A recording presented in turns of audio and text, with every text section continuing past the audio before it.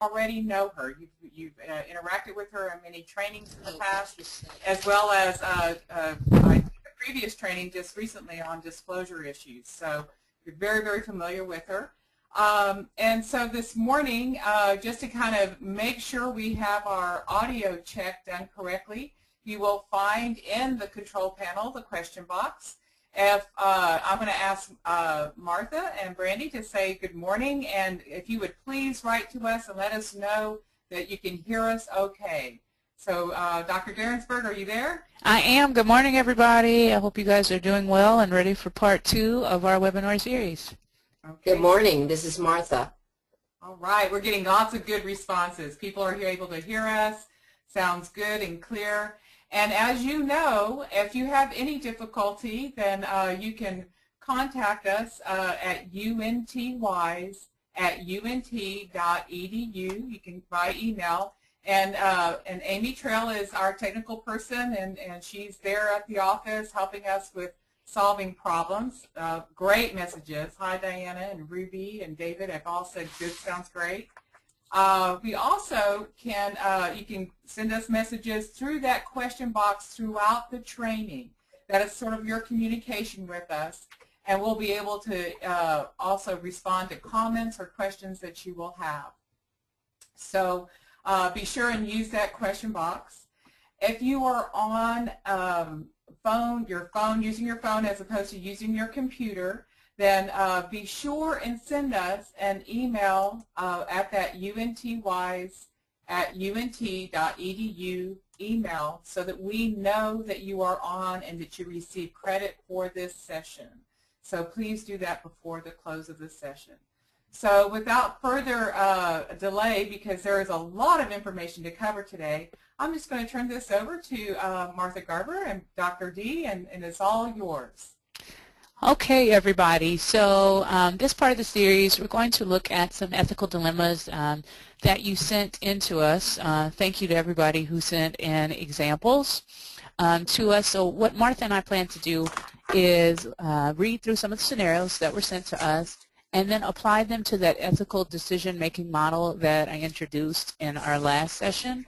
But kind of before that, I just want to do a quick summary to get us back on track in terms of thinking about ethics.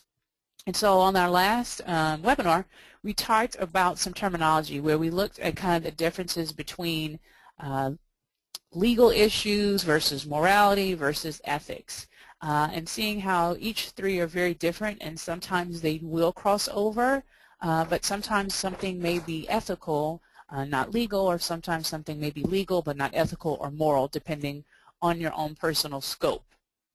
We also looked at 3 different types of ethical principles in terms of professionalism. We looked at the ethical principles and responsibilities based on the human services field.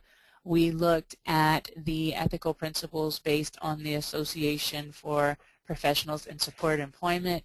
And then we closed with looking at the ethical principles for certified rehabilitation counselors. And today when we use our ethical decision-making model, each time we'll go through, we'll actually apply those 6 principles from the certified rehab counseling ethics. I know many of you on this call may not be CRCs, and that is okay. But as you learned from the last session, many of these principles that we're going to be covering in this ethical decision-making model fit into other licenses and certifications and other professional ethics. So even though you may not be a CRC, this would still be beneficial for you, and this ethical decision-making model could definitely be applied to many of the scenarios that we face in the rehab field. So to kind of get us started, again, I'll talk about this decision-making model just briefly, and then Martha and I will start going through the scenarios. Does that work for you, Martha? It works for me great. All right, so when we're thinking about that ethical decision-making model, the first thing you're going to want to do is to identify your own personal response. What's the first thing that kind of jumps out at you? Then after thinking about the ethical dilemma, you want to list the facts. What are the facts? Not necessarily your own personal feelings, but the facts. Then you want to conceptualize your own initial plan. I'm a planner. I'm sure many of you are planners, so you want to think about your own initial plan of action based on the facts and your own personal response. Then you might want to consult your agency policies and procedures to see, is this ethical dilemma in conflict with any of that? Then you might want to, again, look at your plan again and analyze it in terms of the ethical principles of autonomy, where a person has the right to self-govern and self-rule, beneficence, where you as a provider would like to do good for your clients or consumers.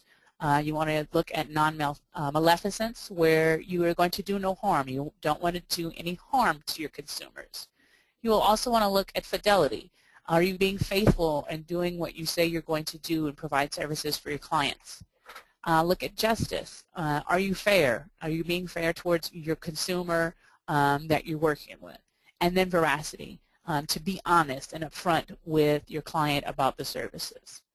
After you've looked at those principles to see if there are any conflicts there, then you might want to look and see, are there any legal issues? Is anything that has occurred might cause further legal issues?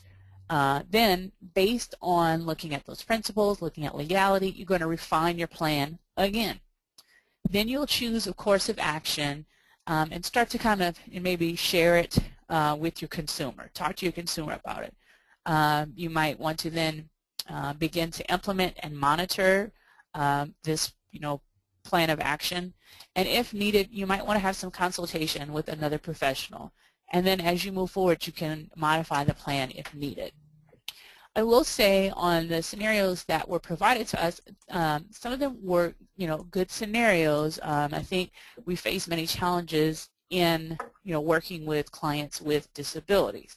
The thing to remember here is we're talking about ethical dilemmas. So there are things that we know are basically not a dilemma. It may be unethical, and it's very clear. For instance, if your client asks you on a date, that is unethical. The code is very clear about you engaging in any type of intimate relationship with your client. If you witnessed a crime that your client committed, the codes are very clear about that. That's not a dilemma. If your client tells you they're going to harm someone, the codes are very clear that tell you you have a duty to warn. Those are not what I would consider to be dilemmas. Those are specifically ethical violations. The ethical dilemma comes in hand when we talked about those 6 principles there, where maybe some of those principles are in conflict. Maybe there is this conflict between you want your client to be autonomous and to be independent and to self-govern. However, you know that maybe the decisions they're going to make may cause them harm. So now you have conflict between autonomy and non-maleficence. That's where we start to see the dilemma come in. But if something is basically spelled out in the code and is an ethical violation, then that's not necessarily a dilemma. Martha, is there anything you might want to add to that? No, I thought that was very clear. I think one thing I will add, yes, I guess I do want to add something, okay. Is that when you go through your decision-making model, it is a good idea to document that you have gone through a process of trying to make sure that your decisions are ethically based. In case it came up again in another procedure. Sometimes if things are very sticky, you may end up at a later date be called to produce the basis for your judgments, and it is always good to have documentation about that. Well, okay. Is there any questions at this point before we move on to the actual scenarios? I'm not seeing any questions. I'll try to monitor it as we go. We're good. Okay. The first example of an ethical dilemma came from Kevin. And let me give a disclaimer also that those of you that graciously sent in your dilemmas, we have modified them a little bit to make them easier to understand or to fit on the screen. So I hope you will allow us that. After completing a job task analysis with consumer, it was determined that the job wasn't a good match. The consumer later went back to the employer several days later and accepted the position without the job placement's knowledge, specialist knowledge. The consumer was terminated after the third day for not meeting the time constraints. The consumer wanted the job placement specialist to go back in and reestablish or overturn the employer's decision. I bet a lot of us have had this to happen to us. Well, the first thing is, what is your personal response? No way, Jose, is my first response. This was not something that I would say to the individual, but I would acknowledge that for myself.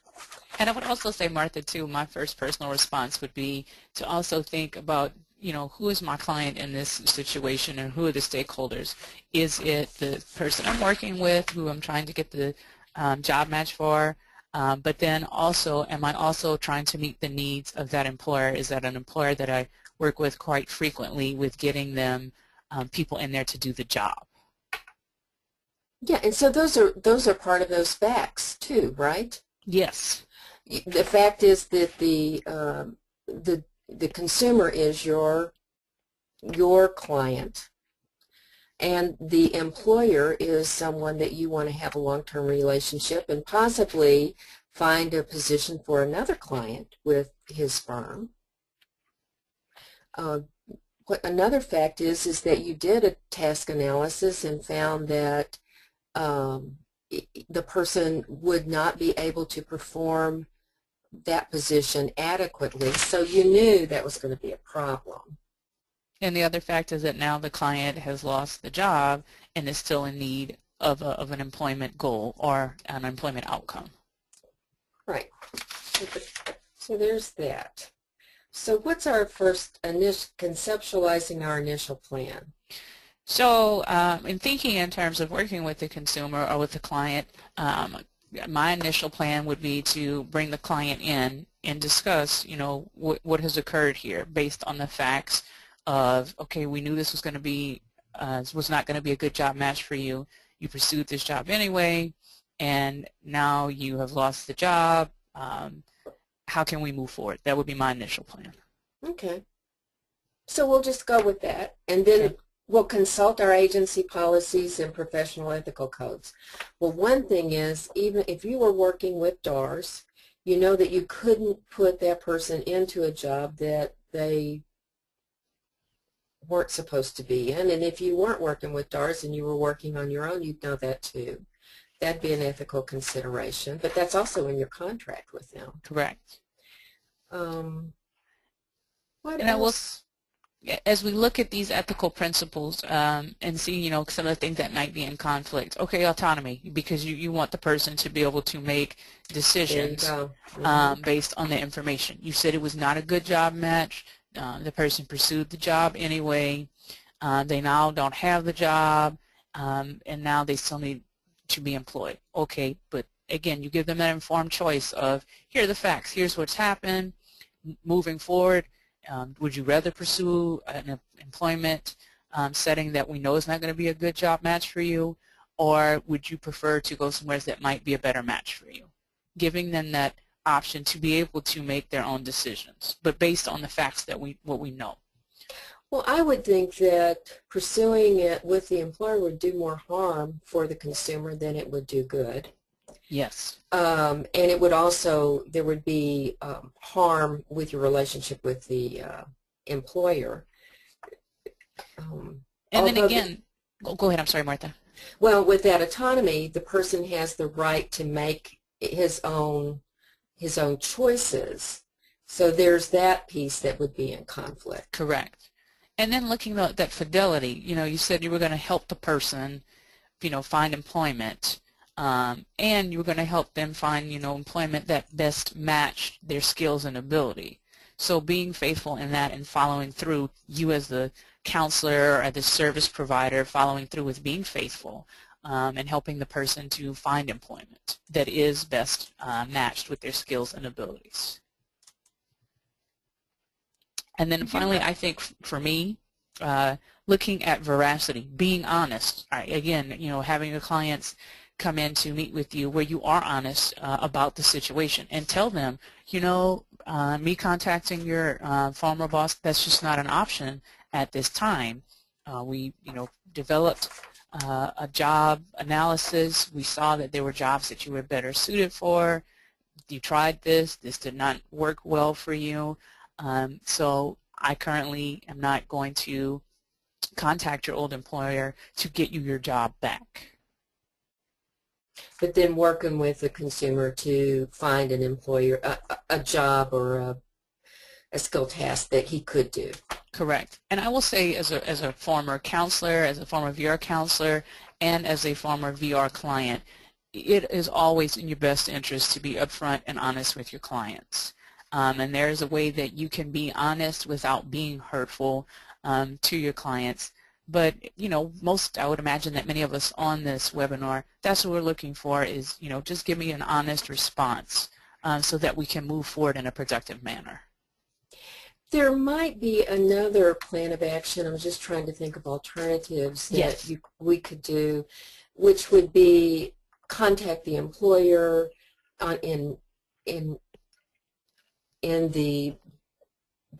behalf of your consumer, but not to find a job to get that job, but to see if there was some other position that he might qualify for, or find out why the person was terminated so that you would have better information for the next position that he applied for. So you could get better at targeting what that job match might be. That's another alternative. Yes. Okay, we've gotten some comments, and I thought I would read it. Okay, before we move on. Yeah, because it's about this one. Okay. If I have, this is, I can't see who the asker is right now. It's from Luke. Yeah. So would you like me to read it, Martha?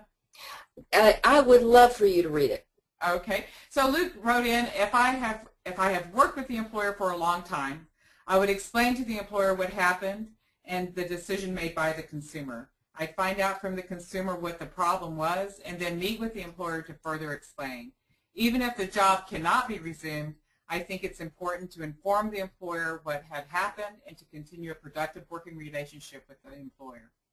Okay, that's great. I think that's another really good alternative.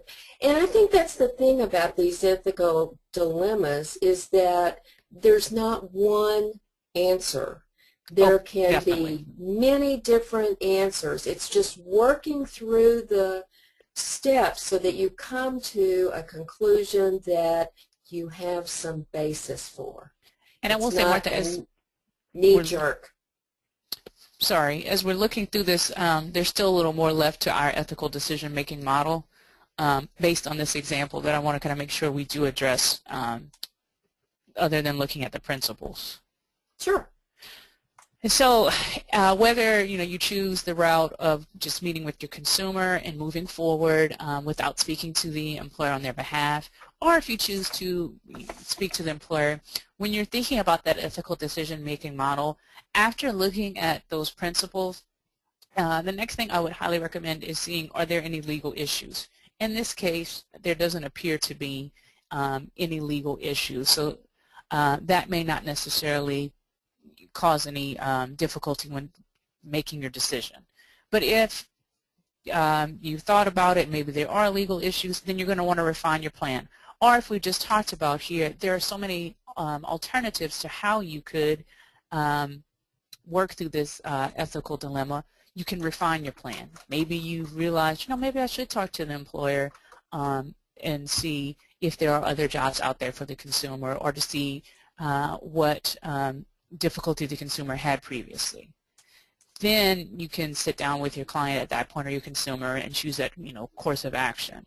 But if needed throughout this process, you could also consult with someone, one of your colleagues, or perhaps your supervisor. Okay. Good. Well, let's, and then implement, of course, choose the course of action and share with your consumer. Implement and monitor. Oh, there's the ethical principles again. Yes. Okay, here's the next example. A counselor attends a sporting event, with a friend and family, cheering on all the participants, and one of her clients happens to be a participant in the event. At the next session, the client makes a comment that when they saw the counselor cheering them on at the event, it made them very happy to have that support and wanted to invite them to a future event. How does the counselor handle this situation? This is from Yolanda. Thank you, Yolanda. Thanks, Yolanda. I think this speaks back to some of the things we talked about in the previous session with having boundaries and dual relationships.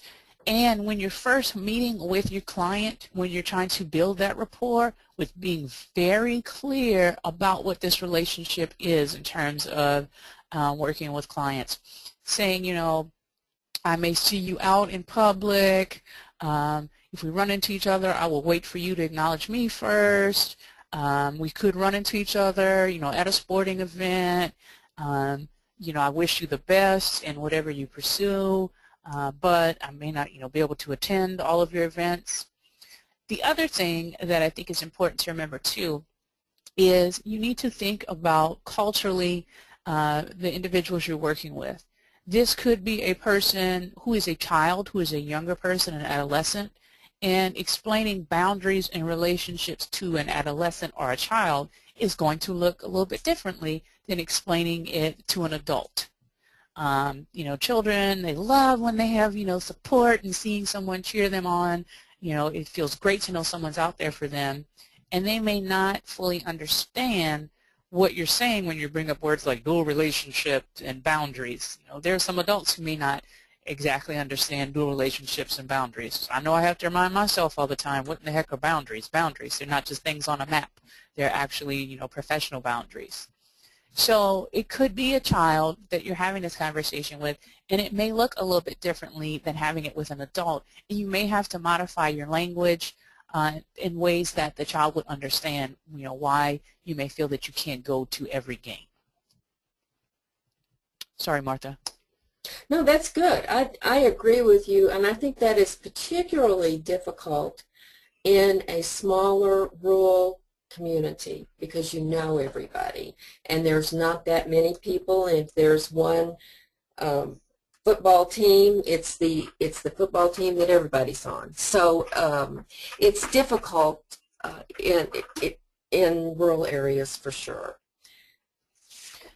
And I think for me, when looking at the ethical decision-making model and identifying, you know, your personal response, my personal response would, you know, my initial personal response would be, you know, I had a great time at the game as well. I think it's great that you're engaged in sports. I wish you, you know, well. I hope that that goes well for you. However, you know, I cannot attend, you know, your sporting events. I'm still here trying to work with you as a counselor or a service provider. So I do wish you well, and I think it's great that you're participating in these events. Maybe I'll see you again at another event, but I can't, you know, attend all of your events. Yeah. So listing the facts. Let's again, go ahead. I'm sorry, Martha. Well, I think let's assume that we have talked about our professional relationship. So you had said that before. It's, you know, this person is a consumer. I cannot have a personal relationship with them because they are a consumer. You live in the same place. You're gonna run into each other, and you have some kind of sporting event in common. That's another fact. Other facts that you can think of? I guess that's about it. I think those are about it. And then coming up with that initial plan. So maybe your initial plan is going to be, to meet with the client or consumer and talk about, seeing them out and about, reminding them that you've already had this kind of conversation from the beginning, but doing it in a way that's, again, respectful, for the consumer, where you still wish them well and you applaud them for the taking, part in sports, just letting them know you will not be there. And I think especially if it is a younger person or if it is a person from a culture that is more socially oriented, that you may find it difficult to get the point across that about this boundary. So I think it would be very important to really affirm your positive regard for this person and their participation and success in life, whatever the area is, but that your own boundaries, ethical limitations prevent you from becoming more involved than you are now. And it's just fine. I mean, that's part of our job as professionals, is teaching folks these boundaries. So let's not give the consumer a bad rap because they don't understand the boundaries. That's our job to teach them. Exactly. And then next, you might, consult your agency policy and procedure. And it could be at the place that you work, the policies and procedures are very clear about, dual relationships and boundaries, so that you may not necessarily then have to go back to your own personal ethical beliefs. It may be a part of your own policies where you work that clearly states that you are to only have a professional relationship with the client in the workplace or in activities related to the workplace. So if you were to go to someone's sporting event, that may not necessarily be related to the services you're providing there. And so that would be very clear where your agency policy and procedures would say, okay, no, this is not a good idea. Good. And then, again, analyze your plan in terms of those 6 principles. Again, it goes back to, I would say, with looking at beneficence. You want to do good for your client. So as Martha said, you still want to support them for their participation and, explain to them how, that this is great that you're participating in this activity. So you're still doing good. You're still empowering them and supporting them, but not necessarily attending the event. I also would like to say, too, depending on if you're working with adolescents or adults, you want to be fair and have fidelity. And I can tell you, with being a young adult myself and having a VR counselor, we all talked, because I knew many other clients and consumers who had the same counselor, and we would all chit-chat. And so you would know what services someone else was getting.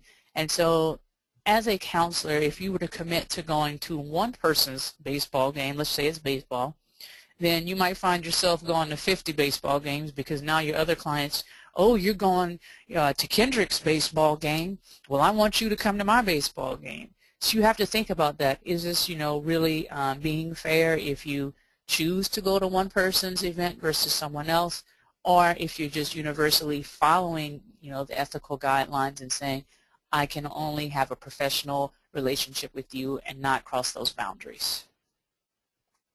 Right, because crossing the boundaries can do harm to the person, which is where the non-maleficence comes in.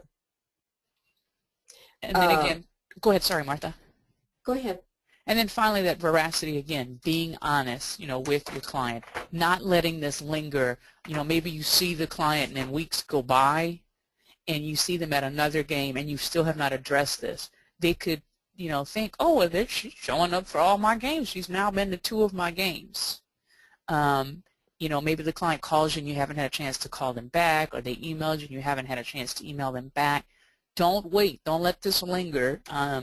In terms of you talking to your client about you attending the games.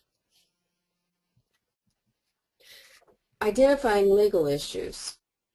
Moving on to the next step. Think there are any legal issues with this? Currently not at this time. Not at this time. It's where it could lead to. Correct. Refining the plan. So I think we've pretty much gotten a plan, which is talking about just making it clear with the consumer what your role is and what your behavior will be when they see you in public. And then implementing and monitoring. Again, the consultation, this is another place where I think consultation could be very helpful in the community that you live. If you have another professional that is in the community that you could talk to about how to deal with your specific situation, because all situations are very different. This is also, I think, this scenario reminds me of Facebook friending and that kind of thing. LinkedIn has a similar ethical dilemma around it. Well, and again, because people, as you mentioned, we are, becoming more social, and depending on the area that you live in, there is this, I guess, probability that you might be asked to be someone's Facebook friend or be on their LinkedIn or run into them, in the town. But I feel that the sooner you address these dual relationships, the less it becomes more of a dilemma. Oh. I don't see any further questions or comments. I'm hoping that the audience will give us your comments and questions as we are talking so that we can include them in the... Martha, we do have one comment, and it's also from Luke. And he says, one thing that younger and older consumers can understand is that I have gone to a sporting event because I was from a local high school, etc., not because the consumer may be participating. I may attend the game in the future if time and schedule allows, but mainly because I'm attending the local high school games just in general. Yeah. Yeah. And again, being clear, I love sports too. I'm a huge football fan myself. So, kind of if you are clear and when you're talking to your clients, say, I love football. So occasionally you might see me at a game because I went to this high school and I'm a huge fan of this high school, so occasionally, you might catch me at this game, but make it clear that you're not necessarily going to just watch them in the game. Thank you, Luke. Yeah, good question. They're good comments. Here's our next ethical dilemma. What do you do when consumers have inappropriate pictures on emails and they are asked to remove inappropriate photos when you are assisting the consumers with job placements? Okay. This is from Gloria. Thanks, Gloria. Now, again, kind of falls into what we just talked about with the need for us to be very interactive on the computer, whether it's through social media, LinkedIn, Facebook, emails, text message, what have you. You may encounter a situation where your client is sending you inappropriate photos, or you see inappropriate photos on the internet of your client. Again, could be harmful.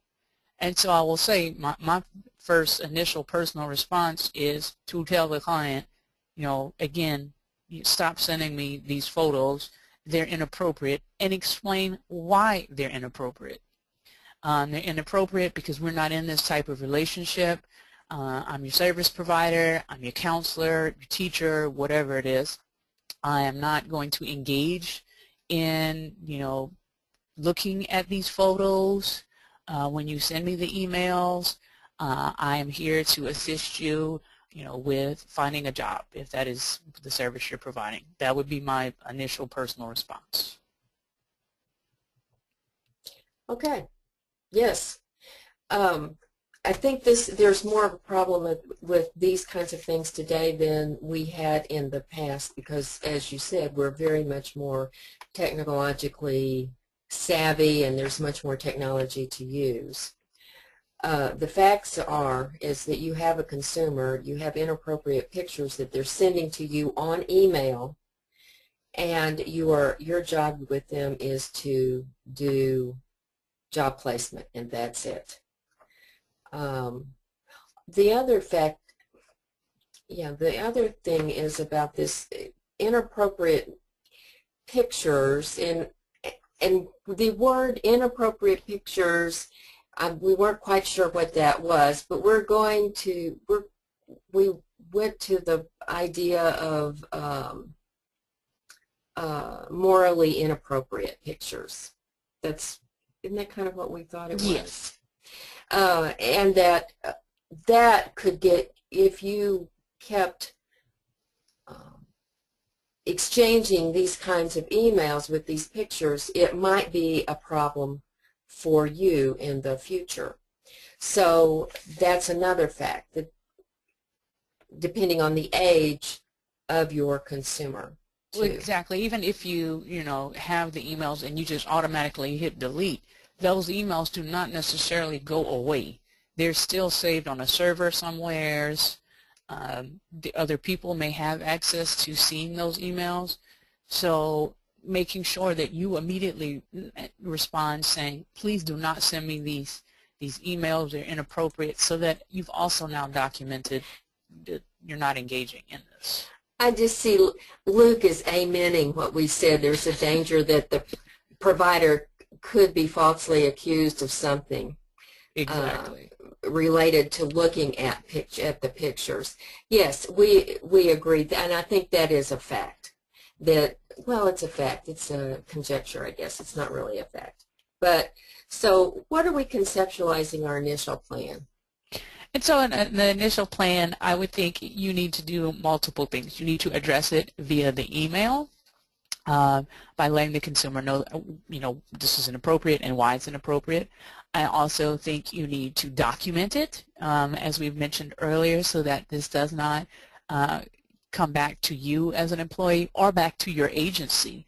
Because if you're working for an overall agency, this could also be harmful for the agency. Mm-hmm. And then figure out if you're going to talk to your client via phone or face-to-face about, why this is inappropriate. Yeah, well, in consulting with your agency policies and professional ethics, that's pretty clear that you're going to have some policies about sharing information with consumers. Many agencies have rules about emails and Facebook and that kind of thing. And I will say I've even known agencies where if a consumer or a person, sends an email that is deemed inappropriate by the actual webmaster, you won't even receive the email. It'll go into some other junk file or somewhere where you never actually see it. Yeah, that's true too. So, I just got an update said this also applies to voicemail messages and screen names. Yes, you are absolutely sexy mama, things like that, and are not going to help you find a job. I will tell you, we often face this even as educators here at the university, and I find when working with students who are trying to get jobs, that's one of the first things we talk about with professionalism, that hot sexy mama is not going to get you a job as a rehab case manager. And talking to your consumer up front about social media, about the things you put on Facebook or LinkedIn, or about the email address that you choose for yourself, how that can impact you with getting a job. Bringing it back to the whole purpose of your services, which in this case would be employment. Dr. D and Martha, Gloria also added some additional information, if you want me to read it out to you guys. Yes, please. It says that since I talk and reinforce with the consumer regarding the picture showing them dressed in provocative clothing, I have talked with the VR counselor, and it has not been addressed. who has not addressed the email issue with the consumer? What should I do from here? You have to, I think that the job placement specialist has to address that issue with the consumer. I would agree, because it's coming directly to you. And, you know, one of the things is that you may want to write, well, and let's keep going through this, but I think one of the things you want to be clear in an email back to that person is that you will no longer respond to emails with this kind of material in them. I agree, totally agree. And make that very clear. And then you may want to look at, because that's going to be a problem for that person in the workplace also, if they cannot understand the boundaries, working relationships. So it's something that's really very serious. And then okay, I was going to say, and if it's not, you know, addressed by, it could lead to a further ethical violation, not necessarily just a dilemma. And so I think we should definitely look at the 6 principles. Yes, let's do. Again, when we looked at above, I'm going to go back, agency policies and professional ethics, and this is also, I'm thinking, your contracts. I would put contracts within this. In your contract with, if you are having a contract, you're probably going to have something in that contract that talks about your relationships with the consumers too. So there will be implications from that need to be considered. Okay, I'm done. Oh.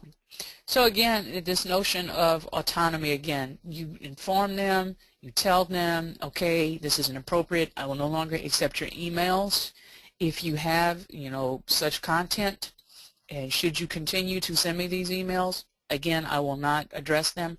Then now you've given them, you know, the autonomy, the right to make a decision on whether or not to continue to email you with these inappropriate emails and photos, or to get rid of the photos and continue on with, you know, receiving services, giving that person that informed choice. When you tell them up front, here are 2 potential options. Should you go this way, this is what will happen. Should you do this, this is kind of what will happen. And then this notion of beneficence, to do good for them. You know, as we talked, this is bigger than just you and the consumer. This can impact them, you know, further on down the line with getting a job. And that's your overall goal, is to help the consumer succeed and to get employed. So in saying so, you need to do good by them and explain to them that, you know, number 1, this is inappropriate because it's not the type of relationship we're in. And number 2, this could be harmful for you later on when you try to get a job. And then also, definitely this veracity was being honest. I just must tell you, I feel like veracity should be with every ethical decision making that we do, with this need to be honest and explain to them, you know, why it's inappropriate. Oftentimes, you know, we as professionals may see things that we just ignore, or we'll address later, or oh gosh, they sent me these inappropriate pictures, and you know, immediately hit delete. No, we should, you know, address them, and as we've kind of mentioned, and be honest and upfront. Yes. Is there anything you'd like to add, Martha? No, I think I think you're right. Not addressing it is a bigger problem than addressing it. Correct.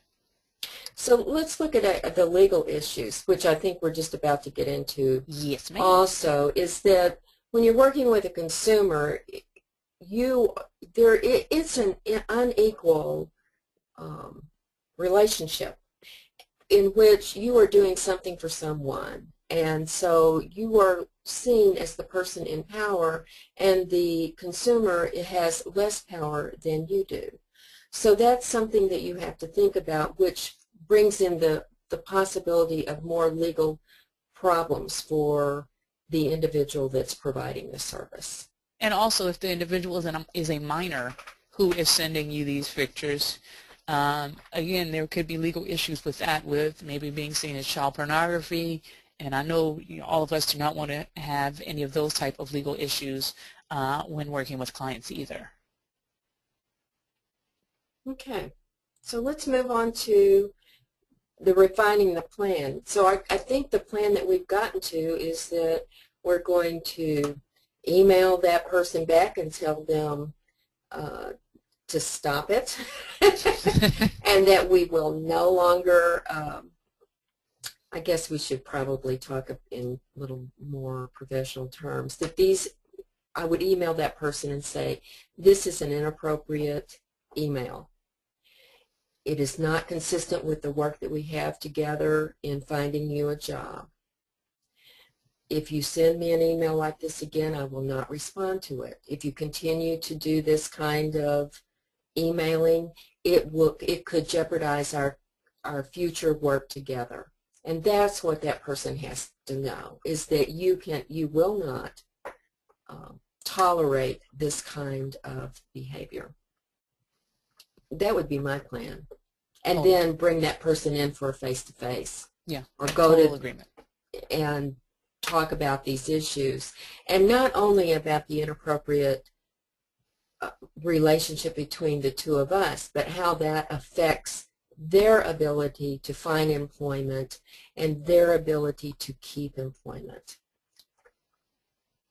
Because the bottom line is that we are really looking out for the welfare of our consumers, and tolerating this kind of inappropriate pictures is not in their best interest.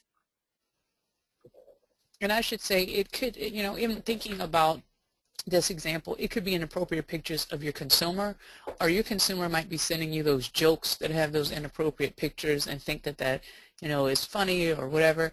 Again, it's still addressing that we're not in that type of, you know, friendly relationship. This is a professional relationship, and when you get on a job, it may not be appropriate for you to send your coworker jokes with inappropriate pictures on them. In fact, it's very inappropriate in most work settings. I think this is an issue that is more and more common, becoming more and more common, because of all of the media around tweeting and pictures that are found and celebrities doing that. So I think that we will have to guide our young consumers in learning appropriate ways to conduct themselves in the workplace. Did we have any comments, Noreen, about this one? Yes, one related comment is, well, and Gloria says thank you. So it sounds like you really did answer a lot of the questions. But also from a DARS counselor, she says, Catherine says, I was sent an inappropriate video by a consumer. I work for DARS, and when I reported it, I had to fill out an incident report, and then the consumer was removed from my caseload to be served to another office, or served out of another office. So that was the way DARS handles it. And as I say, different agencies have their own different policies and procedures, which may take this decision-making out of your hands, depending on their policy and procedure. If that is, you know, the course of action, then you may not even necessarily go through this full ethical decision-making model. But in a way, she did, because that's exactly what she did. She consulted with her supervisors. She looked at her agency policies, and that dictated her plan. And that's sort of, as Martha and I are kind of discussing, you may not go through all of these steps for each dilemma. It may be, you know, as short as what we just talked about, where you've, you know, consulted the policy and it says, nope, you have to fill out the form and you move on. Or you may have to go through each one of these steps. Yeah, and hopefully that when the case was transferred, someone addressed that with that person. Because people are not going to automatically figure out what they've done wrong. Some will, but I tend to think that most of them need some assistance. I totally agree. I will say it's kind of as if you're getting dressed in the morning and you're leaving, and you leave with 2 shoes on or 2 different colored socks, or, you know, or ladies, when we go to the restroom, you have the toilet paper on the bottom of your shoe. Unless somebody tells you, you may not know, and you may continue down the hallway with your toilet paper train. That has happened to me. So I would tell you. I promise. Thank you. So it's that notion of unless you talk to your clients and help them, they may not know. And this, to me, as Martha has mentioned, if you do not sit down and talk to your clients, this will begin to be a bigger ethical dilemma than you not addressing it at all. One other comment. Oh, I'm sorry. Go ahead. One other comment we received from Erica is that this has been an issue for our company. So, of course, a company policy or a company procedure for handling issues to support their staff is very important. Yeah, and I do think clear guidelines for folks is the clearer you can get, the better off that you are, so that folks will know how to handle things. I totally agree. Okay. Anything else, Noreen? Okay, we'll move on. There's just one remaining comment. I still think it's important that the provider make it very clear in the emails that the provider will not accept this type of email because it's inappropriate, even though ours, for example, would take over. Oh, yeah, I agree that has to be your, well, that would be my first response, is to make it very clear, because you need a paper trail of your actions. I cannot overemphasize the importance of documentation in these kinds of situations, because if an ethical dilemma does turn bad for you, you need that support. Well, this is what I did to try to do the best I could to make the best decisions that I could that were ethical and for the good of my consumer. Okay. Agreed. So we're going to move on. That was quite a good one. Thanks, Gloria. Apparently it's one that everybody's having difficulty with. Okay, this is from Catherine with a K. This college student is a people pleaser. He makes his vocational plans based on whatever he thinks that people want him to say. In wraparound support meetings for this student, the group encourages him to do things against policies of the agency. For example, we require 12 hours per semester, which I believe he is capable of completing, and his support group has recommended 9 hours. They have also encouraged him to change his major to a broader major without considering vocational implications. How do I balance the input from the client, his support group, my agency, and his parent, and ensure that his best interests are met? This is a very difficult one, and I think it's also another one that's very common. I totally agree, especially when you're working with families, support groups, and a client. You have to be, again, sensitive to all parties, but still working in the best interest of your client. Go ahead, Martha. I would think my personal response to this would be a little overwhelmed with all of the different views coming in and wondering how I could get to what was the best for my consumer that met his needs. I'm in total agreement with you on that. And I can just say, Catherine, I too used to work with college students, so this for me was a scenario that definitely hit home in terms of how do you balance, a large group of people but still trying to work with the consumer. Actually, I did too. Now that I think about it, my first counseling position years ago, when the dinosaurs were around. When there were no computers and Facebook. I was for a college caseload. So there you go. So let's list the facts. I'm thinking that this person is an adult since he's a college student, that he's of age. That's what I'm thinking. So this person is an adult. And if he's in college, which probably means that he is his own guardian. There's probably not a guardianship Correct. involved. I'm thinking these are two facts. I also think, based on the fact that we talked about the vocational goal, you've probably already developed an employment plan with this person that identifies the vocational goal and kind of identifies the steps needed to reach that goal. And that may be taking, having a particular major and taking a certain amount of courses each semester. Oh, I just got a Catherine that says that we were correct, that this person in her mind is his own guardian, and he's 24 years old. Thank you. That's helpful. Good. So where are we now? Okay, have we initialized the plan? No, nope, we're still listing the facts. Okay. Do we have any more facts? The other fact is that you're not. It seems that you're trying to be responsive to the student's need or the consumer's need, as well as examining these other support pieces that are out there, such as the family unit and the support group. Well, and the circle of support that anybody has is very important and will influence them in their decisions and support them in their decisions. So that's a good thing too.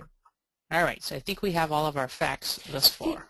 Yeah, this person has a lot of support, which is also a positive thing.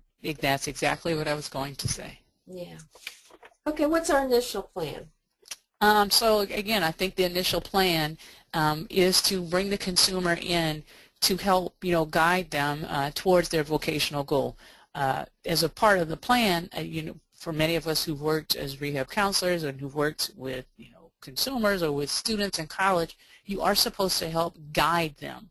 And as a part of this guidance, it may be to talk about, okay, let's talk about your vocational goal. Let's talk about your courses. Let's talk about what is going on, with your support system. It could be that the client is not sharing with you as much as they're sharing with their support system. Maybe they are struggling in their coursework. Maybe the client is being influenced by outside sources, but sitting down with the client one-on-one and starting to have that conversation with them would be my initial plan. Okay. I think that's good. Consulting with the agency policies, it looks like this person has already done that. She knows that she's looked at the number of hours that are required, and which is 12 hours per semester, and not really, there's no really indication here about why the 9 hours would be recommended, but we do understand that depending on the support needs of the person, a lighter load might be recommended. And, being a professional student myself who's gone to school for a long time, there might be a semester when the consumer or a person is going through other life circumstances where maybe they do need to take 9 hours versus 12 hours. We all have things that come up in our personal lives where we may need to pull back just a little. Or it could be a situation where you're having some more difficult courses and you need to have less courses. So there may be a time when you might just adjust for a semester and not necessarily adjust for the overall college education experience. Which is kind of, I guess, within that initial plan you're talking about looking more closely at why we're talking about 9 hours instead of 12. Exactly. And the other thing that this brings up for me is, when you're young, you've never done jobs before. You don't have much work experience. And people with disabilities, I find, have less work experience than people without disabilities at a younger age. So it may be that in my initial thinking, I might think about what kind of informational interviewing this person could do, or volunteer work, or maybe actually finding a part-time job in an area that he's interested in so he could get more clear about what it is he likes and he doesn't like. And I'm sure we've all, at some point, you know, started something that we thought we were just going to love, and then all of a sudden we think, oh, I don't really want to do this. And so while a student is in college, I know being a college counselor myself, it's not that I'm saying please amend your student's plan every semester, but a student may change their major. And I will say, even working at the university here, we see students all the time who have started out in one field and have now moved on to something else. So again, when having that conversation, you know, with your consumer, you can talk about that. Okay, maybe you really need to understand what this, you know, job is going to entail, like Martha mentioned, and going out and volunteering, so that the consumer can truly decide, is this something I really, really want to do, or would I actually prefer something else? Well, and if they do that, they'll find out whether or not there's going to be a job out there when they get finished. Exactly. And that will be more impactful to them that they discovered it on their own than it would be if I tell them. Or if a parent tells them. I mean, exactly. we quite often we see students who are going into a particular field because someone has told them to go into that field versus them making their own decision. And yeah, go ahead, Martha. It is not uncommon for a consumer who is of this college level age to see a counselor in much of a role as a parent.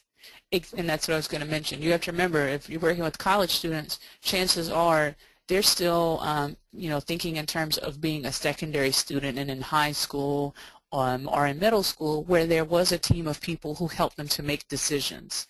And now, as an adult, you're saying to them, make your own decision. And that might be difficult for someone to make that transition. I know that was something that I often saw, is that a student who came to me as their counselor was seeing me in more of that parent or teacher role and wanted me to make the decision for them versus them actually making their own decision. There may be some also issues with the parents, because sometimes the parents have a hard time letting their children make their own decisions even when they are 24 years old. And so again, you should respect that for the student that you're working with, because looking at a person's cultural background, some people make decisions based on what we call a collectivism model, where you're going to have parental or family influence in your decision making, whereas other individuals may make decisions on an individual basis without consulting their family. Yeah, so this is pretty complex. This could be very complex. So what do we do now? Have we consulted our agency policies and professional ethics? Yes. Well, yes, and now I think we're going to start looking at those principles. Let's do. So I think we kind of talked about, you know, autonomy with, you know, having their right to self-govern or make decisions, where you talk to the consumer about, you know, different options and allow them to decide. 9 hours, okay, if I do 9 hours, the agency might not be able to pay for this or assist me. Do I do 12 hours? Do I stay in this major? What happens here? And then beneficence. You want to do good because you know, I will say for the most part, we really want to see our consumers succeed. We want to see them graduate and get jobs. So in doing good, you may have to provide that really good guidance to make sure that your consumer is going to fulfill their end of the plan with, you know, going to class, having good grades, and eventually, you know, getting a job.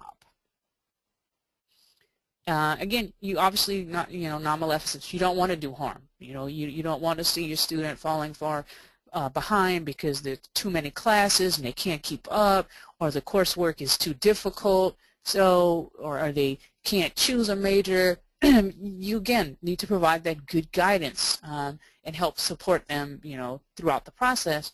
But you also don't want to do harm in that you are the person making the decision for this individual, because if people continue to make decisions, you know, on behalf of the client, at what point does the client become autonomous and have the ability to make their own decisions? Mm-hmm. And then again, I'm sorry. And justice? Oh, again, yeah, justice, being fair. You know, is it fair if you tell your consumer, okay, well, you should just take 9 hours, and you don't necessarily explain why, or you say, nope, you have to take 12 hours and that's it. No, you can't change your major. That's not necessarily being fair. Or you only take into account, you know, just the consumer, and you don't look at these other outside support systems and how they will influence your consumer's decision making. So being fair with, okay, you're my client, I want to do things that are in your best interest, but I also need to look at your support systems that are impacting your ability to succeed. And then that notion of veracity, being honest, being upfront, and having a conversation with your client on how this can impact them now, but how this can have further impact in the future. Mm-hmm. Defining the legal issues, I guess the only legal issue I see is that the college student is responsible for his own decisions. Correct. He is his own guardian. So that would be the legal thing that I can see at this. Yes. So refining the plan. I guess that what I'm hearing you say and what I'm feeling too is that working with the consumer directly, being honest with him about what you're seeing and helping him to devise a plan to clarify what it is that, well, to clarify his ability, help him to learn to make a decision. Yeah, that's exactly right. You know, and I do see that as counselors, that's part of what we're there for, is to help folks work through their own decision-making model and come up with decisions and plans to get to their goals. And it will take some time, and I know that, and sometimes I think as counselors we don't feel we have that much time, but it may be, it doesn't have to be done so quickly, but over time this individual will be able to come up with a plan that will be good for him and help him to get to the goal that he really wants. And I will say, for people who, as we've learned about individuals with disabilities who are self-determined, that biggest piece is that decision-making ability to make your own decisions and to problem solve. And so the earlier that a consumer is taught how to make their own decisions and how to problem solve, the better off in the long run the consumer will be. And I can tell you I'm a product of learning how to make decisions and problem solving, and it has definitely paid off for me. Yes, and I think that's something that we have to do with our college students, is to help them to do that, and our transition students.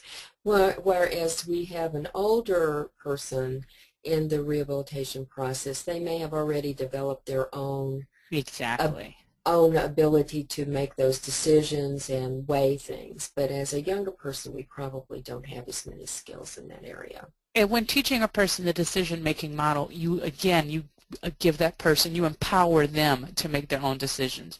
You don't teach them how to make a decision-making model and say, this is what I think you should do, and this is how you should do it. You teach them to begin to, be autonomous and to empower them. The big piece of what we do in rehab is to support a person so that they are empowered to make their own decisions. And be okay with the idea that we don't know the answer today. Correct. That we are going to go on this journey of eliminating those things that we figure out is not what we want to do, but also get to what it is that we do want to do. And I'm not suggesting, Catherine, that I want to make this very clear, because as I said, we were both college counselors, that you have somebody in school for 15 years. In fact, when I got on a caseload, I had some folks that were in school for 10 years that I inherited. And this is not teaching someone a decision-making model. This would be, I think, almost, and I'm talking 10 years to get a bachelor's degree, not right. 10 years to get a higher degree. This is perpetuating the problem of not being able to gain enough information to make a good decision. So doing those things like informational interviewing and other activities, maybe getting a job, things helping the person to try to make smaller decisions so that they can make the greater ones later. I think that's what I would try to do. Oh, I agree. And then, let's see, we choose that course of action and share with the consumer, and then implement and monitor that discussion. So that's some ideas. Any other comments? We do. Yeah, we do have one comment. Yes, and Luke, provided this comment.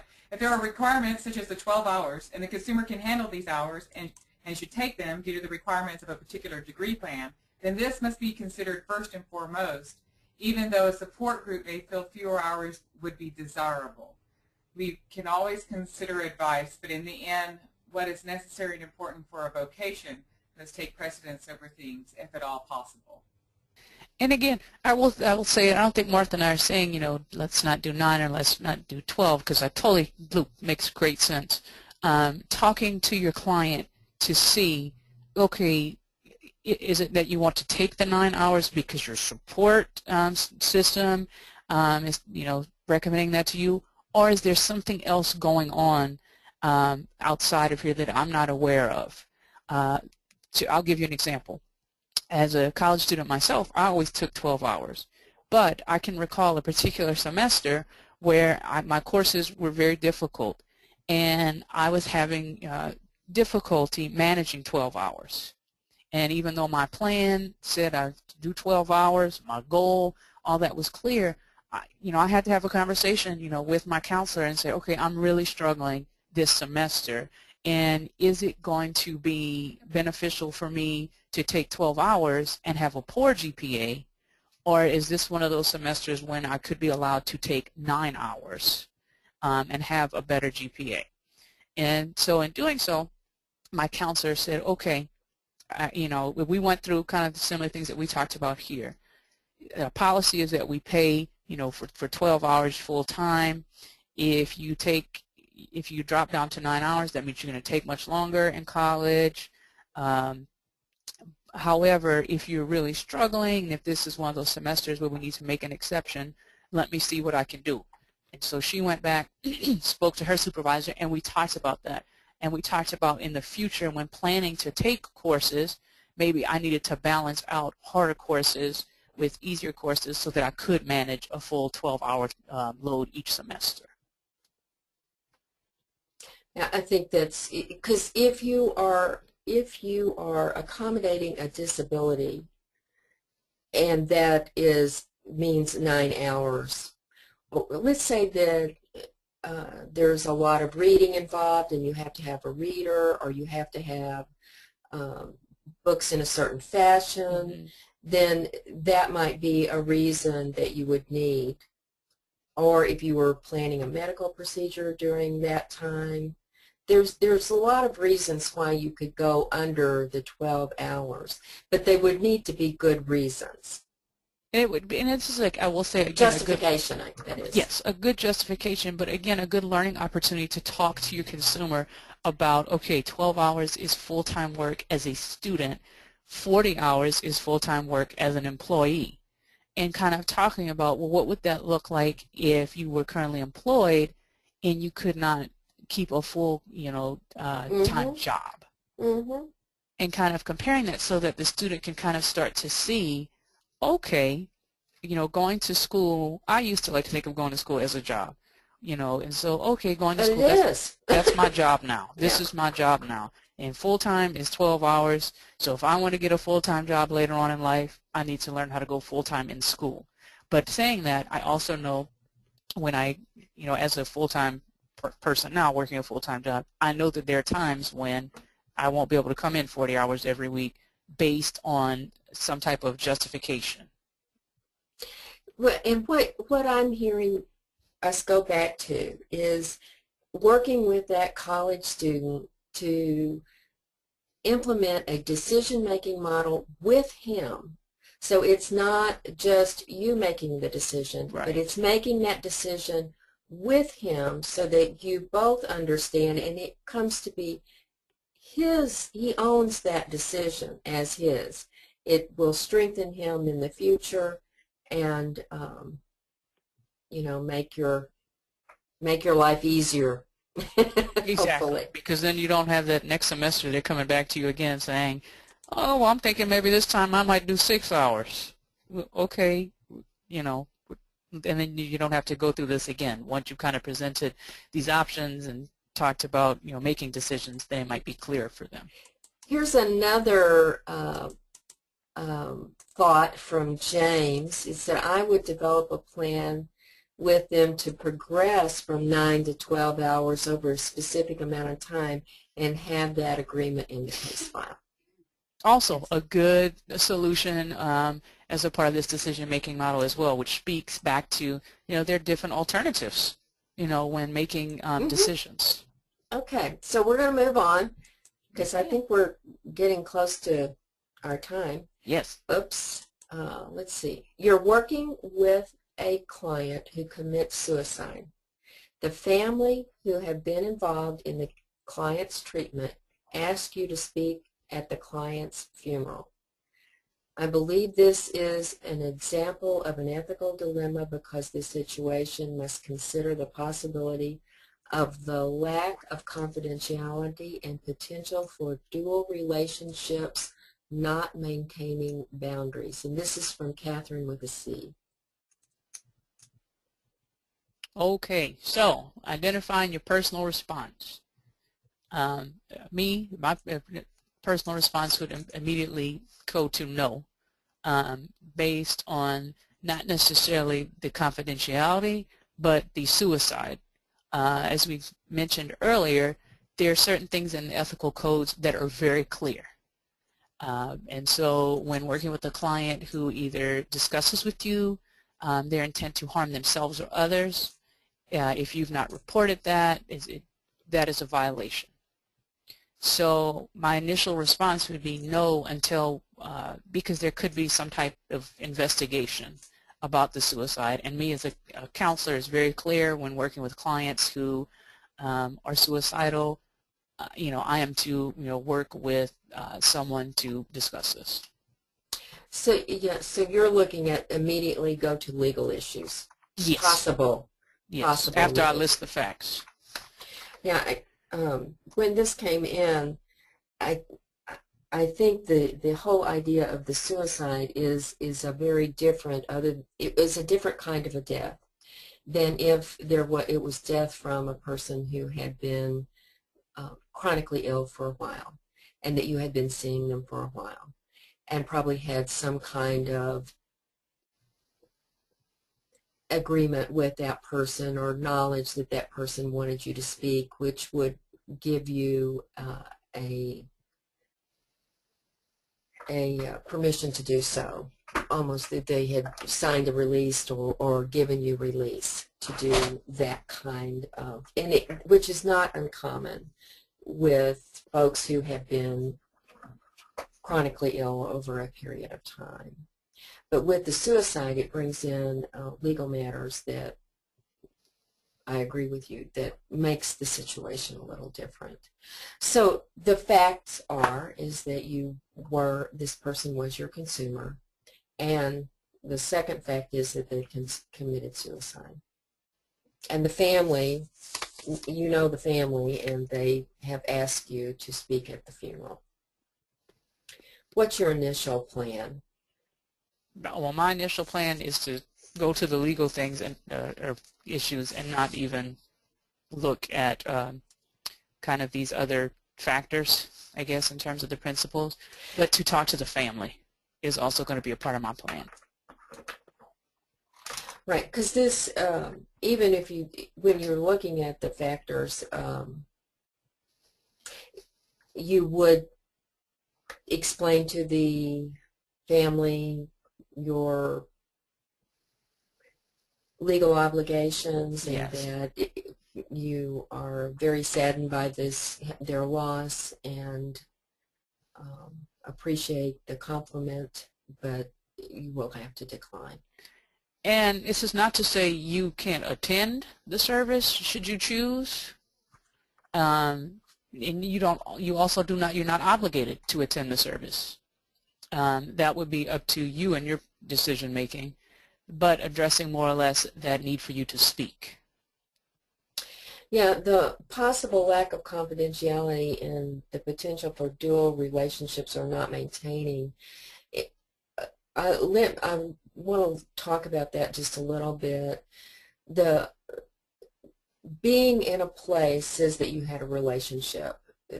If you go to a funeral, it says that you had a relationship, but you're not discussing what kind of relationship that you had. So you can honor someone's passing without divulging things about them personally. I think there's a difference in that. Oh, I agree. And Martha and I discussed, we've both been to funerals for clients, and we're able to maintain confidentiality and those relationships. Yeah. So do we have any comments on this one, Noreen? No, I don't see any comments as of yet. Okay. We do have about 8 minutes before the close of the session. Yeah, we're going to look at this one just really quickly. Okay. And we got one other one that came in, and we're at the very last minute, and we weren't going to be able to discuss that one. After being out of the workforce for 5 years and a long, difficult recovery process, your 59-year-old client with an MBA would like to return to the field in a field consistent with his prior employment as a manager, making over $125,000 a year. Your agency requires you to place clients very quickly and cheaply. You know finding a job in this pay range would take a lot of time. I think this one is one that the concept of it is probably very common.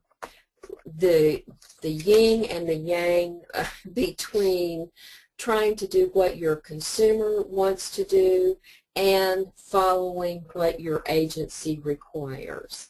It's balancing the right of the individual against the financial pieces of your job.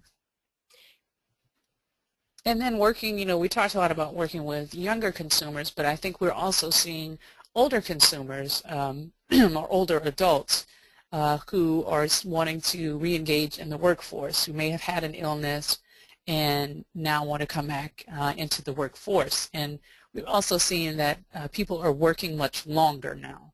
People are living longer and they're working longer, and chances are the older one gets, the more probability you will have to getting a disability. The person, yeah. So this is one that I think that you have to look at very carefully. This person who used to be a manager and had such a nice salary has been out of the workforce for a long time. And so the possibility, I'm listing the facts, he's had a rich work history. It must have been very good because he had such a good salary range. He must have been good at what he did. But he's been out of work for 5 years, which does put you back in terms of what you know, or if you've kept up with the technology that's necessary. 5 years ago, you might have gotten around not being able to be that proficient with email. Today, you need to be email plus a lot of other things. So there's those pieces. Also, the quickly and cheaply part of this. This person is probably going to require some training and some, boosting to get him up to the level that he was before, I would think. And then I think kind of knowing those facts, the next, your initial plan would be to meet, with your consumer and discuss these facts with him. The rub on this one may be how much your agency would be wanting you to invest in an individual to help him find a job that was at the level he desired and had made in the past. So there will be a conflict in that area, I'm sure. And so then I think after, you maybe look at your agency policy, it would be to look at those codes and talking with your consumer and giving them the options, presenting the options. Here are some potential areas where you may be able to find a job, but you're going to make less money. That will get you a job sooner rather than later. Here are some other options on how we might be able to go about helping you find a job, like using your network from your previous employment, and then, giving them the opportunity to make that decision. But also being very honest with them and telling them, okay, you've been out of work for 5 years. Here's what has occurred in those 5 years. We might need to get you some additional training, as Martha mentioned, and that could take longer. And I may be unable to provide those services for you due to my agency policy.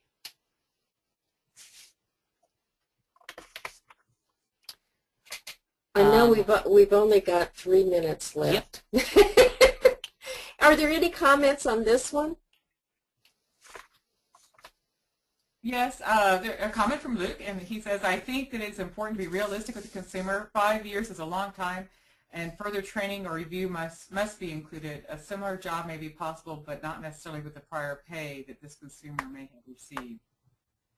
Yeah, I think that's kind of where we were going to, that hopefully you could find him a management position, that you wouldn't be looking at a minimum wage job for this individual, but it may not also be a job that is at the level that he was receiving in the past.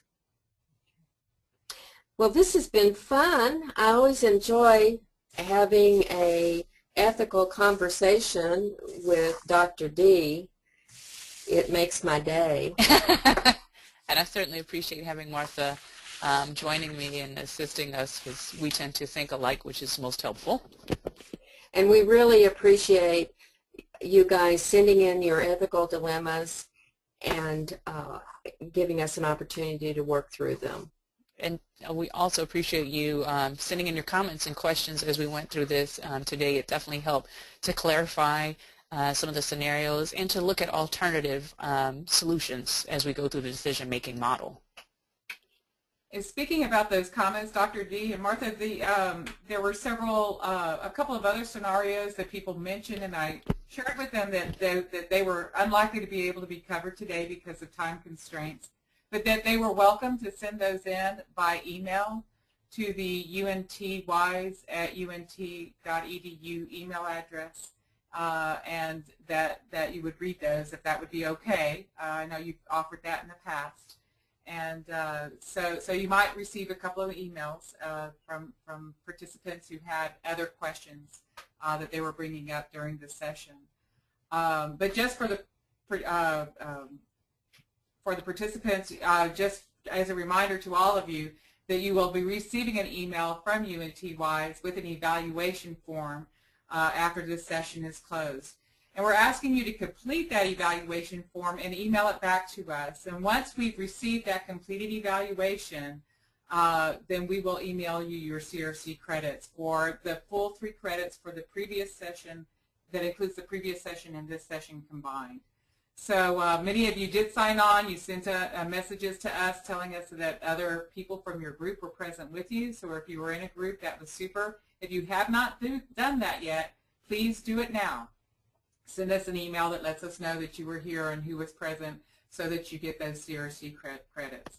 So if you have any questions or comments, please don't hesitate to email us. One more time, that email address is untwise@unt.edu.